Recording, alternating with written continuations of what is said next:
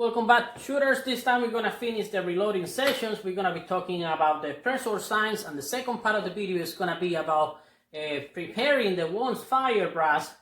The pressure signs, the most common that you're gonna be seeing on your reloading process is gonna be 10 of them. These are the most known, the one I thought they would have to be highlighted.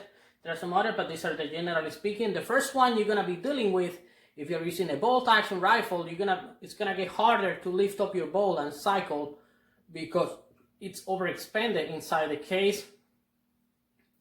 If you're using a semi-automatic platform, I mean an AR-15, AR-10, an AK, SKJ, whatever kind of ammunition, semi-automatic, you're gonna notice that you're gonna have a lot of more jams than if you were not, like if the gun was getting dirty, but it's not getting dirty, it's just a pressure sign. The second pressure sign that you're gonna see on your cartridges on the back, the primer, they regularly have like a round circle that separates the primer from the case itself, and in that case it's gonna be flat like a pizza. And then at that point, you know, you're gonna have to lower your load of powder. The third pressure sign is gonna be the crater or ring. Instead of having the regular depression on your primer, you're gonna have like a little bit deeper depression, but then you're gonna have like a protrusion outside and like a crater. Some people call it a crater sign, some people call it the ring sign.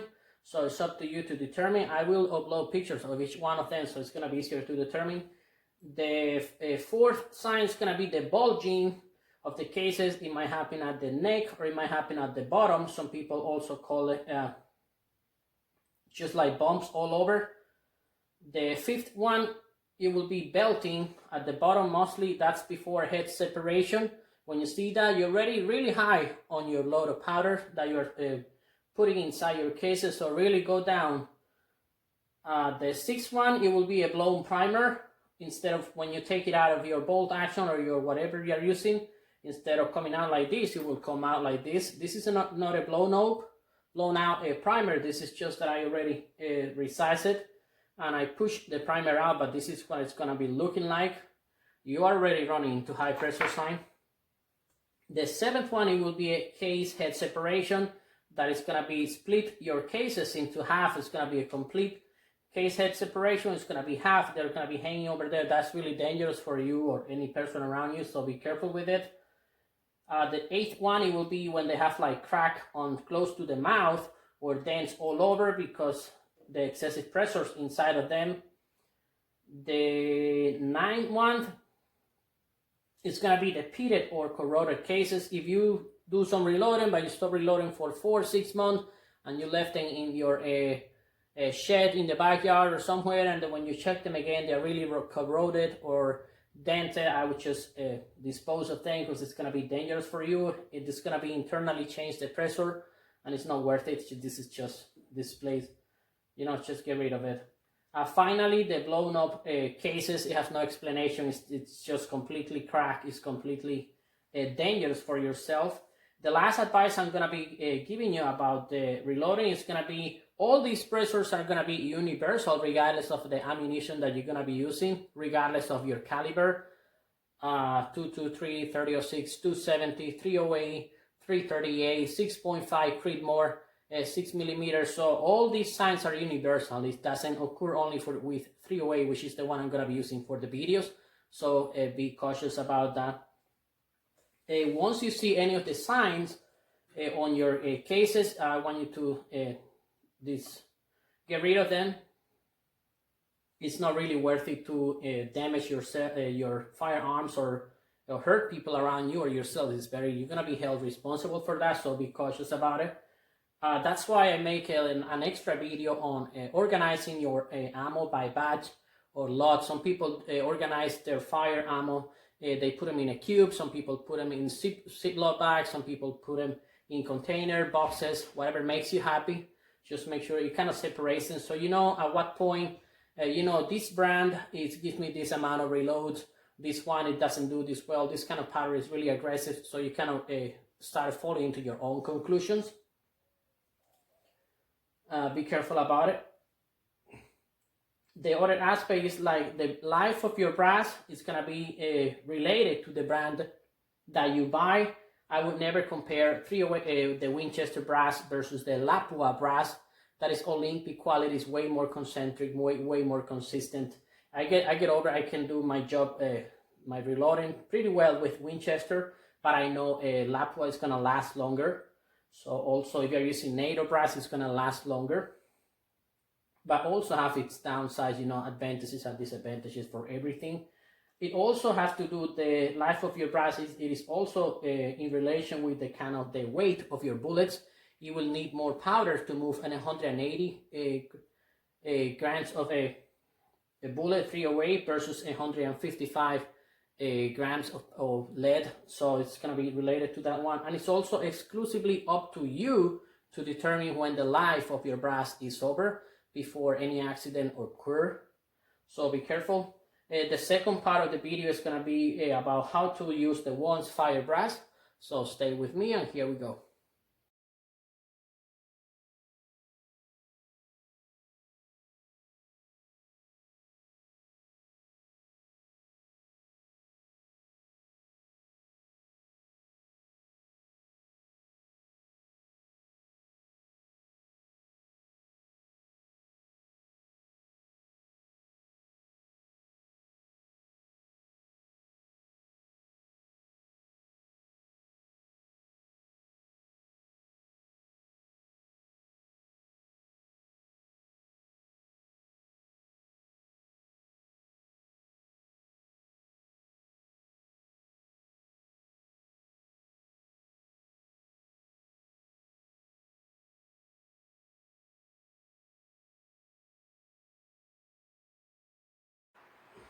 The next thing we're going to be doing, we're going to be preparing the once fire brass. We already have set up my reloading press. The way you set up your dies, you're going to lift up your, this is for the Redding brand, and I'm using the carbide neck sizing dies. Depending on what your purpose is going to be, you're going to be using your neck sizing dies, which is going to reshape onto the neck of your cartridges. But if you're going to be using your full length sizing, then it's going to be completely resizing your cases depending on your firearms and your purpose. Once you lift the arm all the way up, what you're going to screw in the die till both surfaces are going to be touching. And then the way it works for me, I'm going to secure the die with the black ring, and that's it. But it's going to vary depending on your dies, your brand, your manufacturer, etc.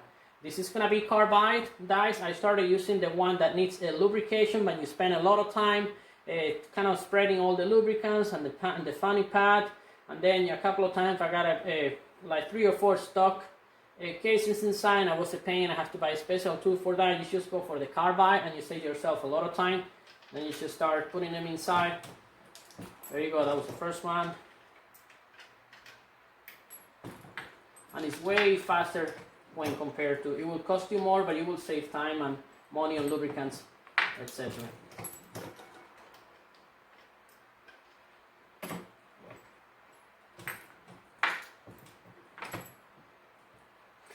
Some of them are going to be harder than others. It's just perfectly normal.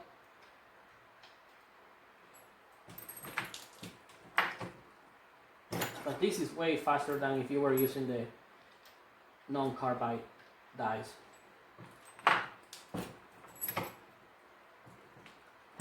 I would highly recommend you to check the reloading session chapter by chapter.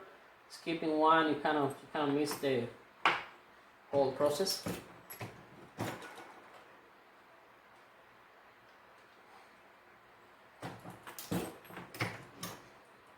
I'm quite positive you would never be able to do this if you were this fast if you were using the non-carbide dies.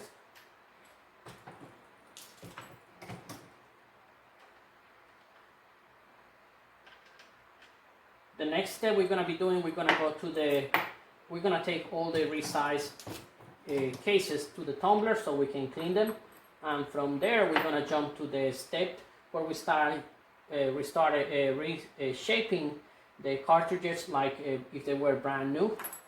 So here we go. Alright, reloaders, this is going to be phase where we're gonna be cleaning the brass that we were kind of resizing before. What I like to do before I start the tumbler, I like to use the primer pocket uniforming, the flash hole uniforming tool. You have to go make sure if you pick the right size and the right caliber, so you can uniform a hole inside. And also I like to clean with the sharp tip some of the powder, the previous explosion, so I know next time I'm gonna be seating the next primer, it's gonna have plenty of room over there. It's not gonna be harder. I like to do the majority of them. The capacity this tumbler have is gonna be, if I'm gonna be using the 308, it's gonna be up to 100. I do not like to put more than that. If I'm gonna be using the 5.56, I always load 175 round cartridges of 5.56 that I need to tumble. This is the media that I regularly tend to use. They both are about the same. There's no different about it. The tumbler, this one has the capacity to drive me crazy. The noise is extremely annoying. I run it 1 hour, 1.5 if it's really dirty, but I'm not really concerned about getting the cases really polished like jewelry. These are brass cases that are gonna be exploded, till their life is over, and they're gonna be trash.